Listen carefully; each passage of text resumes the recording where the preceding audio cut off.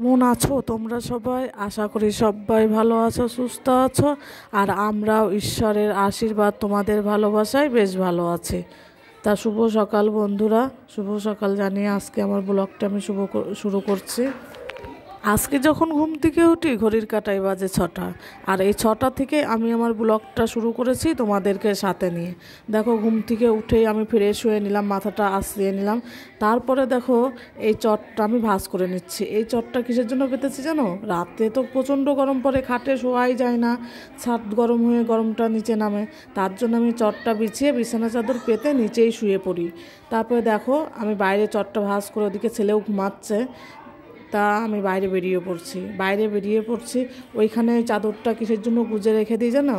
রাত্রে ওই দিক দিয়ে নালে ছুঁচো বেরিয়ে আসে, ছুঁচো এসে ঘরের ভিতরে খুব উৎপাত করে।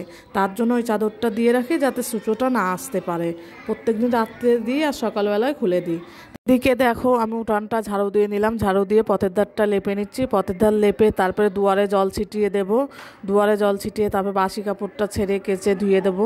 দিয়ে আমি চলে যাব রান্না করতে, যেহেতু সকাল সকালে রান্না করতে হবে, রোদ্দুরের তাপ উঠে যাচ্ছে, খেয়ে কাজে যাবে, তার জন্য চলে যাব রান্নাঘরে।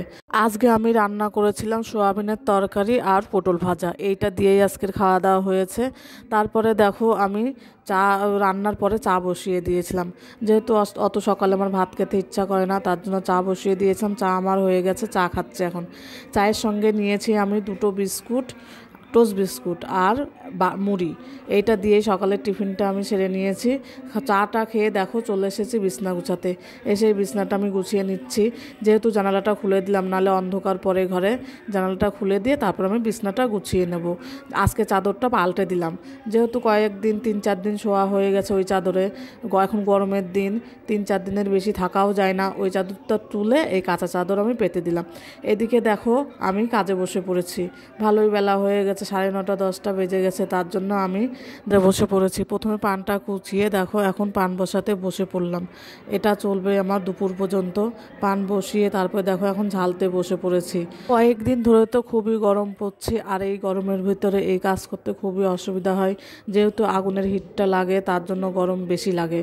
তা এদিকে দেখো আমি এক এক করে মালগুলো ঝেলে নেবো। মালগুলো ঝেলে তারপরে আমি কাজ থেকে উঠে এগুলো গুছিয়ে নিচ্ছি, যেহেতু এখানে কাজ করেছি, সব জিনিসপত্র ছড়িয়ে ছিটে আছে, তার জন্য আমি সব কিছু গুছিয়ে নেবো। গুছিয়ে এখানে ঝাড় দিয়ে রাখবো, তাহলে কালকে কাজে বসতে আমার সুবিধা হবে। দেখো আমার ওইগুলো হয়ে গেছে। এবার আমি গ্রিল টিলগুলো একটু পরিষ্কার করে নিচ্ছি, যেহেতু এখন ধুলোর সময় ধুলো হয়ে যায়, তার জন্য আমি সানসেটটা ঝাঁটিয়ে তারপর গ্রিলগুলো মুছে নিলাম। এবার চলে যাব এগুলো করে, তারপর যাব আমি চান করতে। চান টান করে, যেহেতু গরম লাগছে, এসব কাজ করছি, গায়ে তো গরম হয়ই। দেখো ঝাড় দিয়ে আমি বাইরে বেরিয়েও পড়েছি। এখন পোটেটা ঝাড় দিয়ে তারপরে চান করতে চলে যাব।